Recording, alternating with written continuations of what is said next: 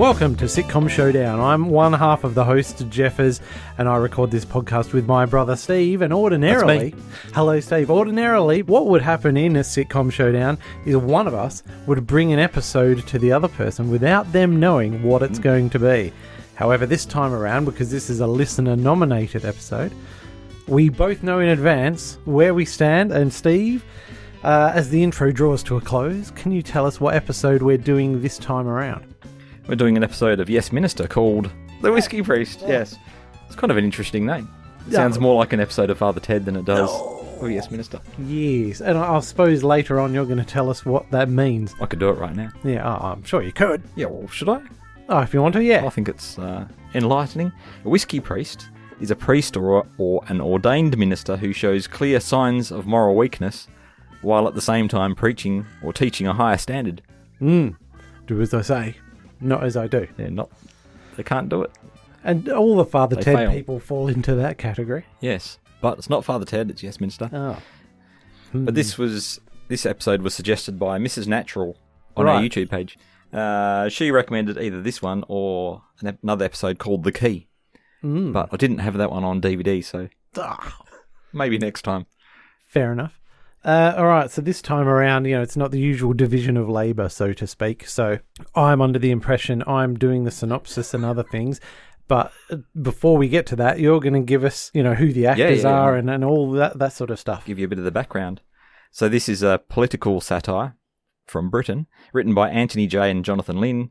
There were 3 7-episode series on BBC Two from 1980 to 1984. And then that had a sequel, Yes, Prime Minister. I wonder what happened. That ran for 16 episodes from 86 to 88, and that was with the same cast. And then there was a completely new remake of it on Gold in 2013 with who? As the minister, Jeff? Inspector Grimm. David Haig, yes. Yeah, who we've covered several times on Sitcom Showdown. He's one of the few actors who deserved and got an actor spotlight episode. Yeah, that was in episode 76. Yeah. Yes, so this is set principally in the private office of a British cabinet minister in the fictional Department of Administrative Affairs in Whitehall. Yes Minister follows the ministerial career of Jim Hacker, played by Paul Eddington. His various struggles to formulate and enact policy or effect departmental changes are opposed by the British Civil Service. In particular, his permanent secretary, Sir Humphrey Appleby, played by Sir Nigel Hawthorne. His principal private secretary, Bernard Woolley, played by Derek Folds, is usually caught between the two. I think I ripped that right off Wikipedia. Rightly so. It does the job beautifully. It does, very succinct. So Paul Eddington, who plays Jim Hacker, he was also known for The Good Life. Yes. He played Jerry in The Good Life. Was that Margot's hubby? Husband, yep, the next door neighbour to Tom and Barbara. Imagine being married to that. Yeah. Well, no, he needed a few drinky poos to handle being married to Margot. But yeah, The Good Life is obviously a highly regarded sitcom, especially by me, but it doesn't have the... Well, that's all that really matters. Well, fair enough. But I haven't brought it to this podcast because there's not one single episode I can say this is a 5-star episode. I can bring it to Steve-O and get it in the Hall of Fame because I don't think... Yeah. Anyway, we're not here to talk about that, but it just goes to show this is Paul Eddington's... This is his zenith, the peak of his career, I would say. Yep. It's interesting. I didn't notice this the last time I did a bit of research on him, but he was diagnosed with a rare form of cancer when he was 28, and it did lead to his eventual death. But in the intervening 4 decades, only him and his immediate family knew about it. Right. Okay. So when he was acting in this... He managed to basically live an entire life. Yeah. It only became public knowledge in 94. So there you go. Wow, he did. And he died the following year. Oh, did he ever pick up an OBE or a Sir or a... There's nothing in my notes about it. What? However, Nigel Hawthorne, who plays Sir Humphrey, he won 4 BAFTAs for this role. Oh, yeah. For the best light entertainment performance. However, his most famous role was that of King George III in the movie The Madness of King George. The third. Yeah. And he got a BAFTA for that as well for Best Actor. Oh, man. Derek Folds plays Sir Bernard Woolley. Do you remember what else he did? I certainly can. I can tell you all sorts of things. Yeah, come on then. Well, everyone should be able to. Okay, well, first off, Basil Brush for a start. Boom. And then, of course, your Heartbeat. 18 years of Heartbeat. Yeah. What an effort. Who else have we got? Diana Hodinott plays Annie Hacker. Yep. Jim's husband. She doesn't do... Jim's she wife? didn't go on to do a lot... Yeah, Jim's... Yes, just to clarify. Thank you, Jeffrey. Yeah. His wife. So she didn't really go on to do much else. But she's rather good in this. Yeah, as we'll find out later, it's because she gets given all the great lines and delivers them really well. And then lastly, I wanted to mention John Fortune, who guest stars in this episode as Major Saunders. Mm-hmm. Now, John was born in 1939. He was an actor and writer known for movies like Match Point, Calendar Girls and The Tailor of Panama. So he had 79 actor credits. Yeah. But also he did 14 seasons of a show called Bremner, Bird and Fortune, which was political satire and impressions on Channel 4. Yes, I've heard of Rory Bremner, and I definitely know John Bird. Well, this is a bit like Clark and Dorr for Australians. Ah, brilliant. Yeah. Yeah. So he did Stacks. So he appears in this one. So he's been around for a while. Doesn't he seem familiar, though, when you watch it? He does. He's the sort of chap that you see him there and you go, I don't know this bloke's name and I can't recall what he was in and I don't know the name of any of the characters he played, but for some reason I think I've seen him on TV in a certain role where he had a moustache and he doesn't have a moustache in this one, which is why I can't recognise him. Oh. These are the thoughts that circulated through my head as I saw him, Mr. Fortune, on this episode. Yep. And I looked up IMDb and I was completely wrong. Oh. We'll play a clip and then come back.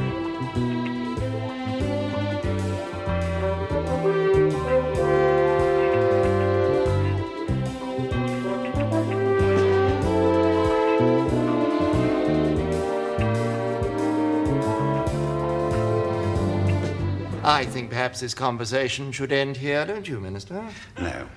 It's as I thought. Last night, a confidential source disclosed to me that British arms are being sold to Italian Red terrorist groups. May I ask who this confidential source was? Humphrey, I just said it was confidential. Oh, I'm sorry, I naturally assumed that meant you were going to tell me. You seem to be very worried by this information. Well, these things happen all the time. It's not our problem. So does robbery with violence. Doesn't that worry you? No, Minister. Home Office problem. Humphrey, we're letting terrorists get hold of murderous weapons. We're not. Well, who is? Well, who knows? Department of Trade, Ministry of Defence, Foreign Office. We, Humphrey, the British government. Innocent lives are being set at risk by British arms in the hands of terrorists. Only Italian lives, not British lives. With British tourists abroad. Tourist? Foreign Office problem. Humphrey, we have to do something. With respect, Minister, we have to do nothing.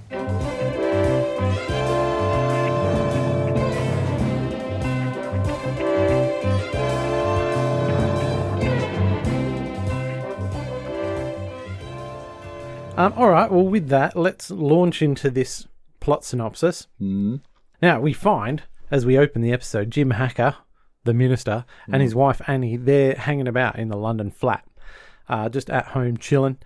And the minister receives a visit from this army officer who is a Major Saunders, Major Saunders. Now, this guy has some information that he wants to tell the minister, but he won't tell him over the phone, because we all know the phones are bugged. Yep. Anyway, so Major Saunders stresses that what he has to say to the minister is highly confidential, and he's telling Jim Hacker, as opposed to the minister, right? So he's telling him on a personal level, as an ex-journalist, some highly confidential info. He's not telling the minister. Yes, let's be very clear about which hats everyone is wearing. And there's some sparkling dialogue about that whole, about how hats. to separate one's, hats. Could I just say that what I'm about to tell you, I'm telling you on a personal basis. Fine. What do you mean exactly? I'm telling you personally, and not as Minister for Administrative Affairs. But I am Minister of Administrative Affairs. Yes, but I'm not telling you in that role. I'm telling you as a journalist. You're a journalist? I thought you were an army officer. No, you're a journalist. I'm a minister. Yes, but what were you before you became a minister? Your starter for 10, no conferring. Yes, I get your drift. I mean, I can't prevent the minister from knowing, can I? I think he means it's a question of hats, darling. Yes. Fine. Well, I'm not wearing my ministerial hat tonight. I understand that. But I think I ought to warn you that if I need to be told what you tell me, I shan't hesitate to do my duty and keep myself fully informed. Right, anyway, so Saunders explains to Jim Hacker that there's some sales of British armaments into the hands of Italian terrorists. It's high-tech. British made. Fresh off the assembly line. This is dreadfully embarrassing. So anyway, computerized bomb detonators are being exported from the United Kingdom and sold to Italian terrorists, right? So it's computerized bomb detonators. Yep. Now, Major Saunders is concerned about this, and he wants Jim Hacker to investigate the matter and take immediate action. All right, so the next day, Jimbo, as the minister, with his ministerial hat on, he's in his office with Sir Humphrey and Bernard, and he asks about the procedure by which Britain exports its arms. Sir Humphrey explains that a dealer has to provide an end-user certificate. Yes. This all sounds very... Given that he's the minister in charge of half this, yeah. You think he would already know, but yeah, you're right.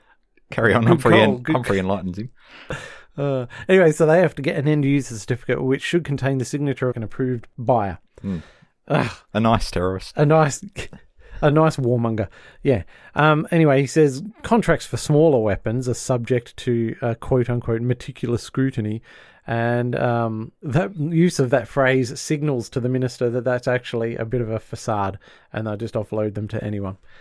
So the minister tells Sir Humphrey what he learned the previous evening about the Italian terrorists. So Sir Humphrey is sort of believes it's another department's problem, and it's nothing to do with the Department of Administrative Affairs. So don't you worry about it, Minister. Just forget you ever heard it, because it's nothing to do with our department. Right. So Hacker tries to convince Sir Humphrey that innocent lives are put at risk here, so they've got to do something about it. But Sir Humphrey responds, "But that's only Italian lives, Minister, not British lives. British tourists? Oh, it's Foreign Office problem. Yeah. It's anyone else's problem except theirs." Exactly. Anyways, so Sir Humphrey's basically begging the minister not to do anything about it, and they argue over the morality of the whole thing. But Sir Humphrey's adamant that it's not his job to care. He's there to carry out government policy. But Hacker, the minister, sees that his permanent secretary is only committed to means and not ends, and states that he's a moral vacuum. Yeah, this is quite pointed, really. Mind you, Humphrey's not particularly... He's not fazed. He's not fussed at all. He's happy to be called a moral vacuum. It's his imperative to be a moral vacuum. Exactly. Anyway. That's what one should aspire to. Now, at this point, Bernard is asked to make an appointment for the minister to see the Prime Minister, because he wants to spill the beans to the Prime Minister. He wants to drop a bombshell about... Yeah, all this sort of stuff, and ask him to fix it. Yeah, we've got to be careful when we say he, because there's a number of he's. So Jim intends to tell the Prime Minister. He says, Bernard, book an appointment, and then he leaves the room. Now, at this point, we've got Humphrey now talking to Bernard, saying, under no circumstances, dude, is Jim to meet the Prime Minister about anything. So, and I could be leaping ahead here. He arranges for either, is it the Chief Whip, or is it the permanent, the King's Secretary of all the secretaries? It's the Whip. Okay, the party whip or whoever it is, to act as a sort of bouncer to pre-screen Jimbo and try and head him off at the pass and not have access to the Prime Minister. Am I accurately conveying this, Steve? Because I've gone off script here. Okay, goodo. So this is their plan to stop Jim Hacker from telling the Prime Minister, because you don't want to lift the lid on a can of worms like this. No, who knows what it might lead to. Yeah, that's right. So Hacker gets to the PM's office and he finds it occupied by the Chief Whip, who's a bloke called Jim Gould, apparently. He explains that the Prime Minister's busy and he just wants to have a, quote, preliminary conversation with Jim Hacker. So Jim tells the Chief Whip all about his concerns about the detonator technology falling into the hands of the Italian terrorists. And then, Vic Gould strongly recommends that they do nothing at all and that they shouldn't have an inquiry, because whatever the outcome of the inquiry is, it's like if the PM is informed, that brings the PM into it, and they should do nothing. And the Hacker's story might be the tip of the iceberg, right? And then one thing leads to another thing, and everything gets uncovered, and it's embarrassing for the entire party and the entire government. Yeah, and there's other potential ramifications. Of course, all these exports give jobs to British workers, and export dollars come in, and often these workers are in marginal seats, and very important for votes. Yeah, all this sort of stuff. And each one of the points you've made are exactly the points that Vic Gould gives to Jimbo.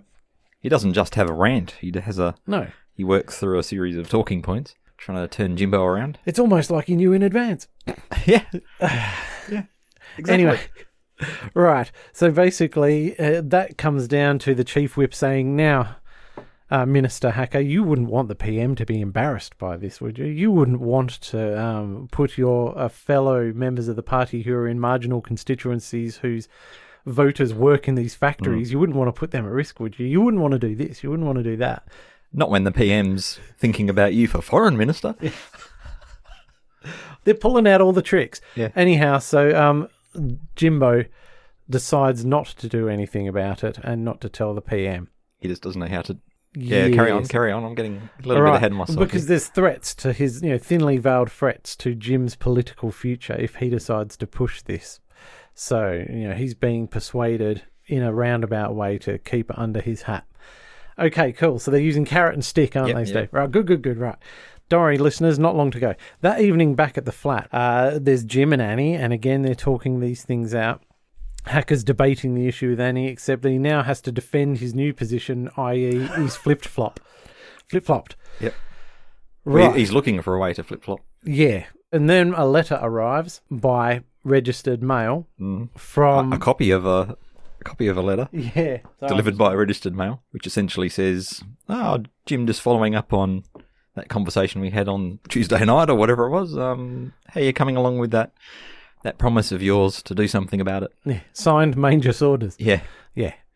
And this puts him in a bit of a no-win situation, doesn't it, Steve? Do you want me to explain, or can you explain? Because you're on top of this. Well, it's obvious that Major Saunders is going to follow through and embarrass Jim if he does nothing about it. So he's forced to do something about it. Yeah, so and Major he's Saunders... forced not to do something about it as well. So. Yeah. So, right, Major Saunders will go to the press saying, I sent this minister a registered mail on this date, so he knows about it, and I met him at his house, and he's trying to cover it up. And Jim doesn't want to be accused of covering anything up. Absolutely not.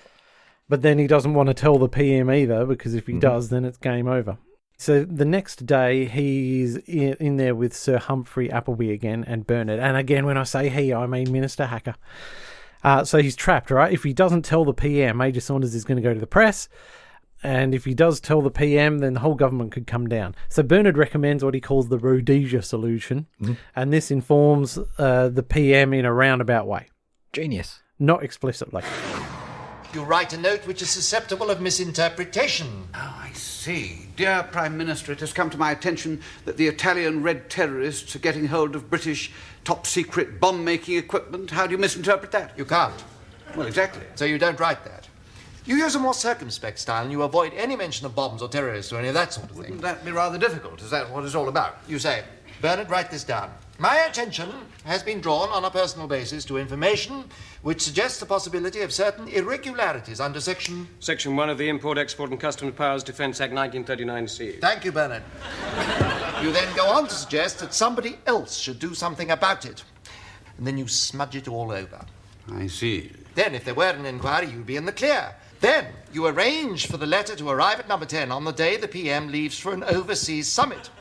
So there's also doubt about whether it was the PM or the acting PM who read the note. And so the whole thing is written off as a breakdown in communications. Everybody's in the clear and everybody can get on with their business. Including the Red Terrorists. Exactly. That's the way to do it. And what I like, which we haven't mentioned so far, Steve, is that they even mention smudging the ink a bit. Yeah, I've got that. Got that written down. Okay, cool. And then it can all be written off as a breakdown in communication. Anyway, that's not the end of the episode. There's one final scene. It's back for the third time in the flat of Jim and Annie. And Minister Hacker's talking to Annie about it, except he's pretty tanked at this stage because he's so stressed he's had to have a few.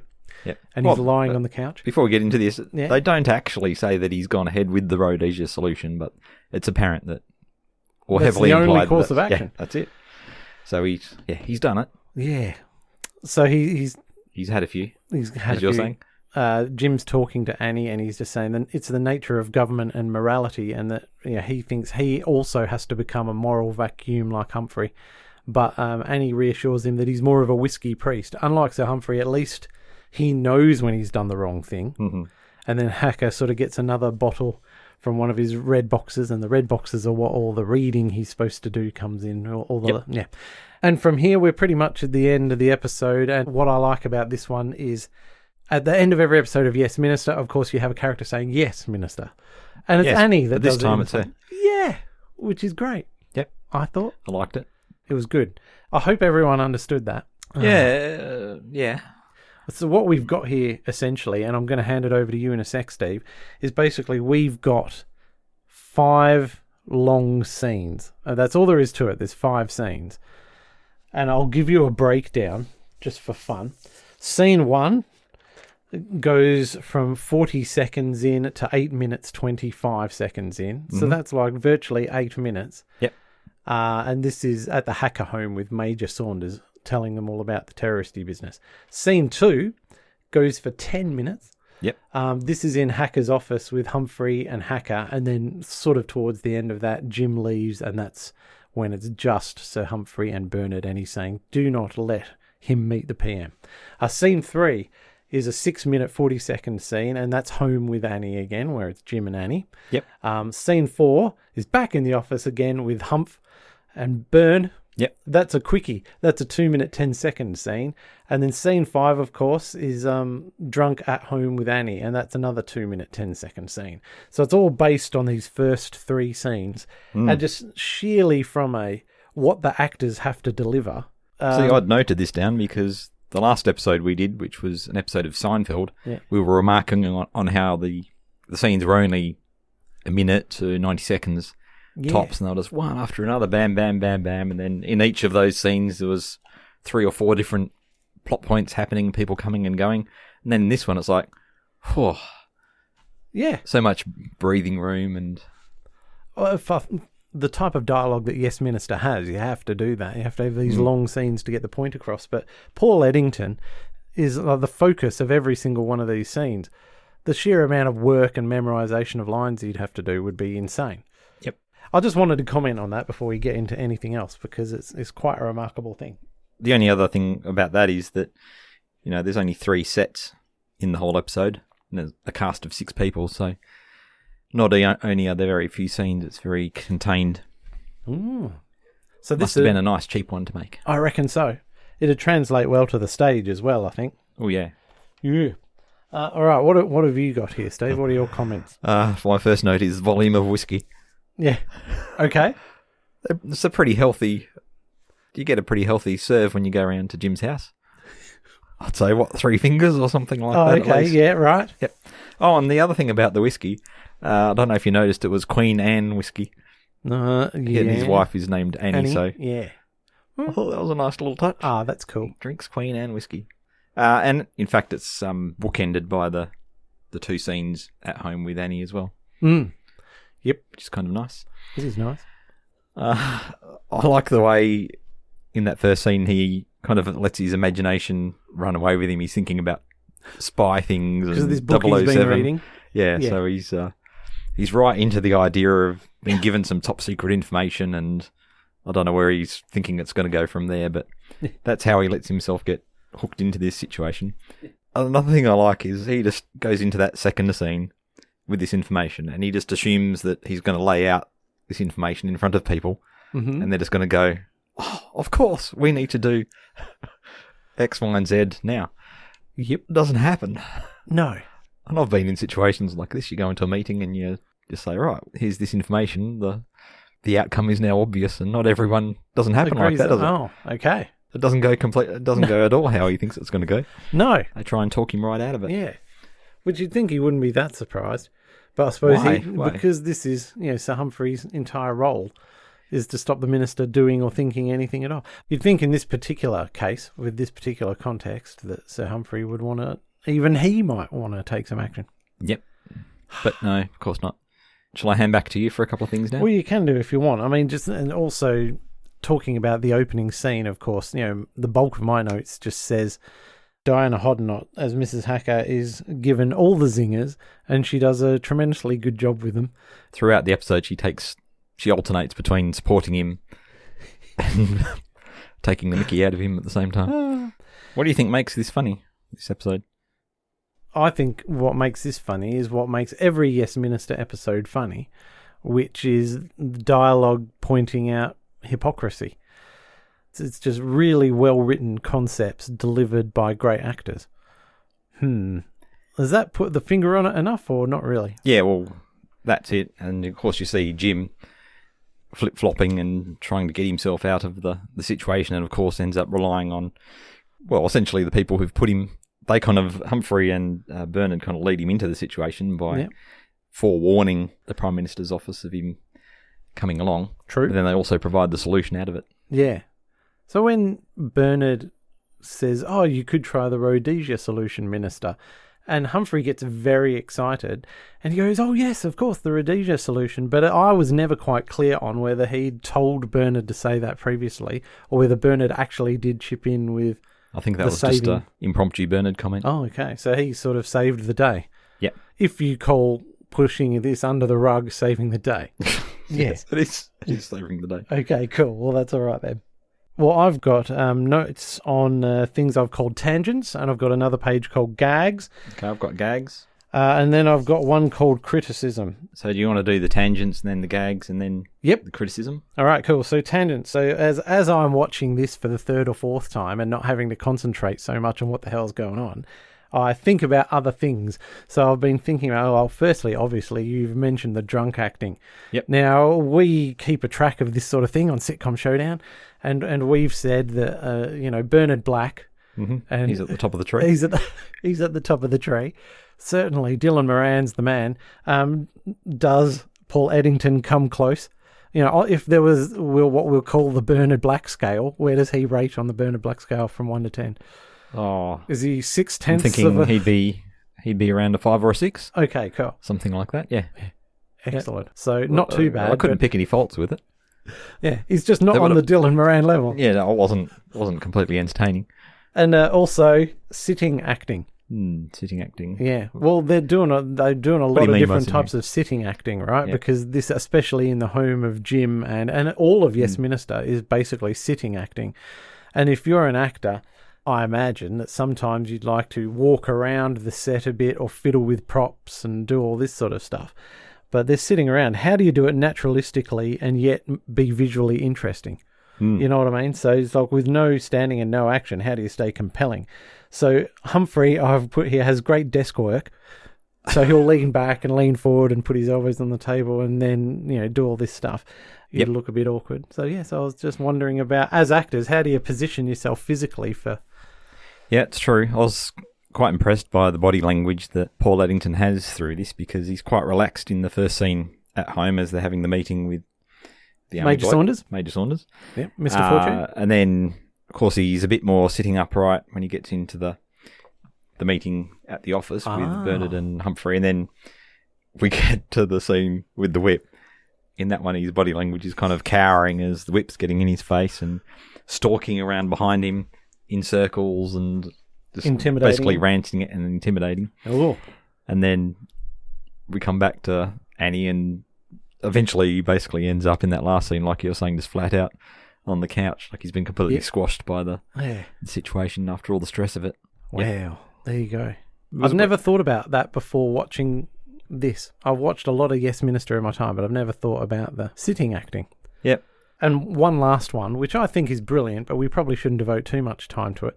But it occurred to me as I'm watching Sir Humphrey Appleby, and I was thinking how brilliantly, Nigel Hawthorne is great, obviously, but how you could interchangeably swap him out with Paul Darrow, because Avon and Humph are such similar characters. I think Avon's a bit more intimidating, isn't he? Oh, yes and no. Cut your throat. Oh, no, thought, wouldn't he would, but I recently rewatched all of Blake's 7, and so I may be a bit fresher on it than you are. Maybe it's the amorality of the characters or something. You've totally like that. Just nailed it, man. They are both stuck with idealists, right? So Blake is an idealist, and Jim's an idealist, and they spend half their time talking the other person out of this crazy crap they want to do. We shouldn't be taking these mad risks. No. And Avon just wants his ship, and he wants to just run his ship the way he wants to run his ship, but Blake is the so-called leader. And he's share of the loot. Yeah, that's right. And, Jim is supposedly running the ship in the same way Blake is, but Humphrey is really running the ship. And they're just, and the way they deliver their lines. So, they're sort of amoral, they're slightly not human, they can be charming or confrontational, depending on the nature of the argument that's being had. And so I've convinced myself that that's a brilliant point. So Paul Darrow Genius. for Humphrey. Unfortunately, they're both dead. What you going to do? But what you have done is dated us severely. The other... True. Anyone under the age of 40 is going, Who? Black Seven? What? What is this? But imagine it the other way around. I can't imagine it the other way around. I can't imagine Nigel 3PC. Hawthorne. No. I just can't picture that. No. Yeah, so it only works in one direction. Anyway, Where do now we that go I've from taken up a good 15 minutes with those tangents, what have you got? Well, you took so long, my computer shut down. Well, I've got a lot of gags, really. Excellent. Yes. All right, so I'm going in chronological order here. Okay. So in that first scene where Jim is nervous about getting bugged, he says, what if we're being bugged? Should I put run the sink, or it's something? He wants to create some noise to block out microphones if microphones are listening. And then he says, who's in charge of bugging politicians anyway? He says, what's me? Oh, that's all right. We don't need to worry about it. Oh. Have you got anything else in that scene? The huge opening scene. Yeah. Yeah, it's chock-a-block with great gags. So then he's, on the same topic of confidentiality, he's saying to Major Saunders, yeah, no, it's all right, Annie, she's here, I tell her everything. She goes, yeah, several times, usually. Hey, so Jim's always pontificating at home. That was a brilliant line. And then when Major Saunders is saying, listen, Minister, I'm coming to you because you were in charge of the magazine Reform, and you were an antagonist against the government and holding their feet to the fire, so this is why I've come to you. You're a very fine editor. And Jim goes, oh, well, I wouldn't necessarily say that. And then Annie kicks in and goes, you've said it several times. Yeah. So on the same lines, but more brilliant. Yeah, I just loved those two bits of dialogue. So my other one from that scene is Major Saunders carefully laying out the situation and how these red terrorists have got their hands on this high-tech bomb detonator. And Jim goes, oh, I didn't associate Italians with that sort of technology. Well, no, that's the whole point. Yeah. They got them from us. Yeah. That was pretty funny. Have you got anything else from that one? Well, no, not from that particular scene, but, there's tons in there. It rewards rewatching. Yep. What was the next scene? Yes, it's the one where Jim's giving all this information to Humphrey, expecting something to be done. Yeah. Have you got anything from that scene? Well, I do. Because they're talking about how you really, you can't control where British weapons end up. The Minister Jim, asked Humphrey, well, would you be surprised if a British aircraft carrier ended up in the Central African Republic? And Humphrey goes, well, I'd be bloody surprised because it's 1,000 miles inland, which is a genius bit of dialogue. Yep. Doesn't go down well, though. No, but he did burn the Minister on that one. Yep. That was very good. Yeah. What did you have? Well, I guess Jim's talking about how terrible it is that the terrorists have got their hands on this kit. And Humphrey says, it's not my job to care. And then he lays out how this government will have one position on economics or education or something like this. And then the very next government, which was previously the opposition, will flip the policy completely. And he was saying, if I'd believed in the policy that every elected government came in with, I'd be changing my position every 5 minutes and it'd be driving you completely batty. Yep. And then he says, almost all government policy is wrong, but frightfully well carried out. Yeah. That is an all-time classic of a line. Yep. In fact, I've got that written down here, and that brings me to the end of my gags thing. What? Yeah, I know. I just stopped writing them down at that point because... You just gave up. Otherwise, I'd be writing stuff all day. Okay, well, I had one from the next scene with the whip, and he says, just because you've caught something nasty, why do you have to wander around breathing over everybody? Very apropos. Yep. Don't go spreading this information around. Yeah. Yep. Then in the scene where Bernard lays out the Rhodesia solution, that was the bit where Humphrey basically says, take this down, Bernard. And he kind of gives him the outline of how this letter would read.